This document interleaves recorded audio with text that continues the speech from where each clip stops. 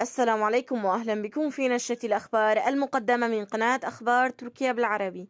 اليوم لدينا في الخبر الأول اعتقال سوري قام بطعن زوجته في ولاية إسطنبول. والخبر الثاني وزارة الداخلية التركية تعلن اعتقال 18 شخصا في الشمال السوري. والخبر الثالث انخفاض متوقع على أسعار الوقود في تركيا. ولكن قبل البدء في هذا الفيديو لا تنسوا الاشتراك في القناة والإعجاب بالفيديو ليصلكم كل جديد.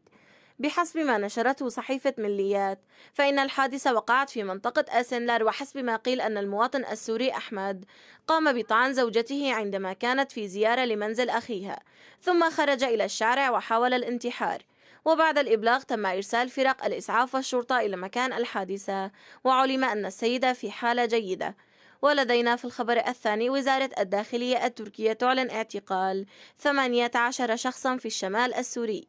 حسب ما نشرته وكالة الأناضول، فإنه وفقا للبيان الصادر عن وزارة الداخلية التركية، فقد تم تنفيذ أنشطة استخباراتية من قبل عناصر من فرقة العمل السورية في جرابلس والقيادة الاستشارية لقوات درك الباب، بمتابعة وتنسيق من قيادة درك محافظة غازي عنتاب.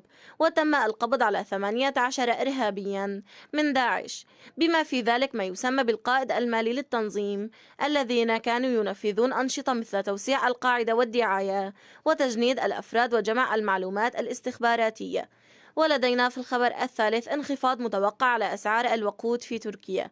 بحسب ما نشرته صحيفة جمهوريات، فإنه وفقا لمصادر الصناعة أنه اعتبارا من 6 ديسمبر لعام 2022 سيتم تخفيض أسعار الديزل بمقدار 69 قرشا.